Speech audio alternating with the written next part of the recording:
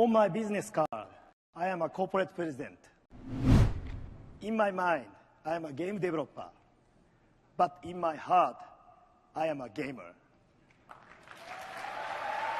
That moment right there is one that encapsulates Satoru Iwata's leadership and the type of brand Nintendo was. During his tenure as CEO, Nintendo was on a remarkable run with the Gamecube, Gameboy Advance, Wii DS, and 3DS. And even when Nintendo had troubles with the Wii U, Iwata and Miyamoto nobly took significant salary cuts to secure their employees' jobs so they could focus on making great games. So with the combined efforts of exceptional individuals like Iwata, Miyamoto, Reggie Fils-Aime, Sakurai and Aonuma, they made Nintendo such a momentous brand for a kid like me growing up. However, all great dynasties come to an end, and unfortunately, what used to be known as a brand that cherished community and culture became an unethical corporate shell of itself.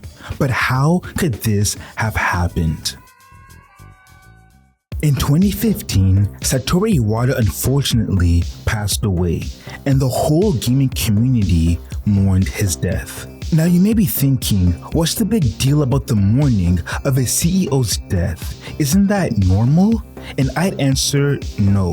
When Iwata died, it was like a famous musician, athlete, or actor died. The whole world stopped. Which is significant as whenever a CEO retires or passes away, nobody really cares or knows about it, especially since CEOs have a bad reputation for being gluttonous bastards. All this to say, Iwata's tenure as CEO meant a lot for Nintendo because of his passion for gaming and gamers, and his passing would be the first ripple that led to Nintendo's downfall.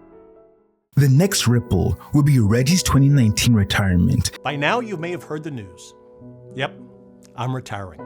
And this would also be significant because if you grew up in the 2000s, Reggie was everywhere. So much so, I even thought he was Nintendo's CEO. From his appearances in conferences and gaming events, Reggie brought a charisma that gave gamers so many memorable moments. My name is Reggie.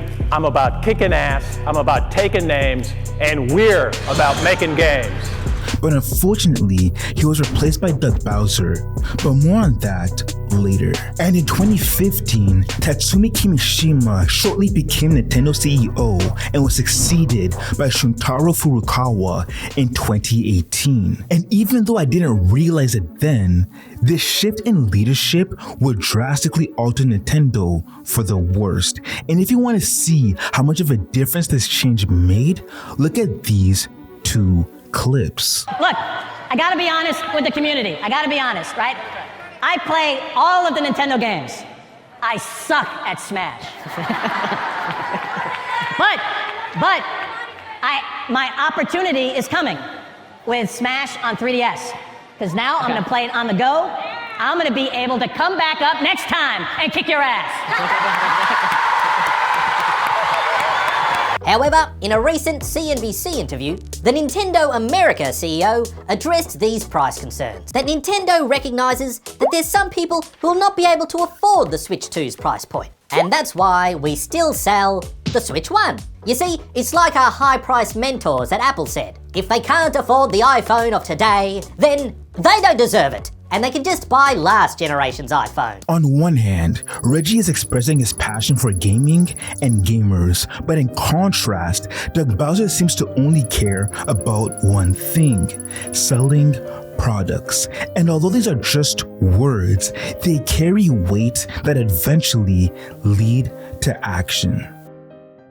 The first red flag that exposed Nintendo's new corporate tendencies was Super Mario 3D All-Stars, which was available for only 1 year. And if you know anything about scams, you know that this tactic is called scarce marketing. A ploy companies use to artificially create urgency to boost sales, which is unethical because the scarcity in question is fake. In reality, the product's release window or inventory is perfect purposely limited to manipulate customers into buying. Now, this wouldn't be a problem if Nintendo, the billion-dollar company, had trouble making copies of 3D All-Stars, but they don't. There's no logical reason for the game's scarcity except to trick fans into buying it. But Nintendo's greed doesn't end there. On April 2nd, 2025, the Switch 2 was finally shown at a Direct, and when it was over, many people, including myself,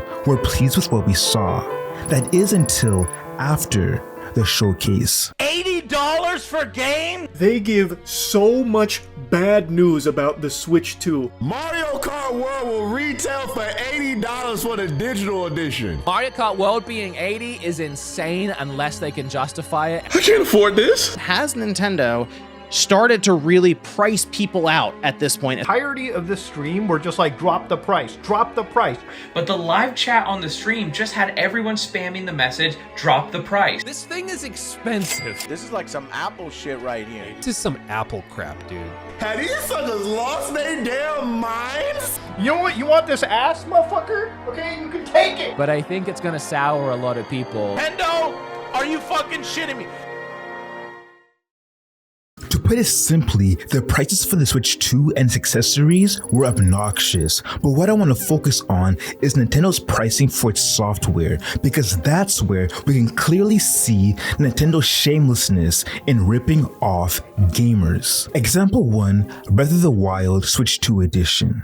Now, Breath of the Wild came out 8 years ago, but despite this, Nintendo still has the arrogance to charge $60 for it on the Switch 2. But that's just for the base game. For the DLC, it's an extra $20, and for upgraded performance, it's another $10. So for the full Breath of the Wild Switch 2 experience, it cost $90.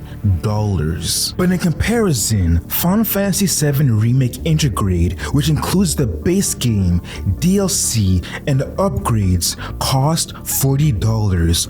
All this to say, Nintendo's prices aren't common practice in the industry. Usually, when a game is old and repackaged, it's sold cheaper. But for some reason, Nintendo believes that they are above this standard and charge premium prices for an 8-year-old game. But let's move on to example 2, DLC. Now this is where we see Activision and EA levels of greed. Starting with Pokemon Zeta A Mega Dimensions, a DLC announced before the base game's release and sold for $30.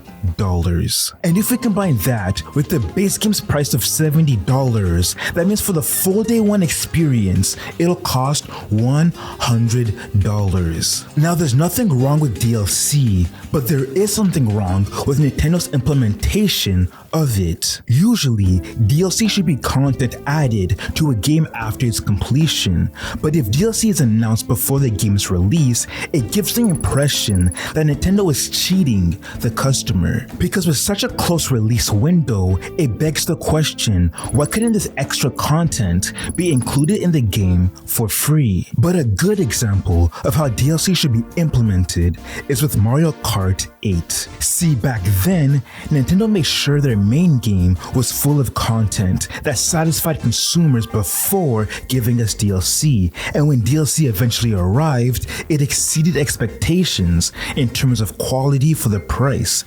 That's how DLC should be made. So if we compare the old Nintendo to the new Nintendo's ways of making DLC, you'd see that the old Nintendo values putting quality in their products with fair pricing, while the new one comes up with schemes to exploit the consumers.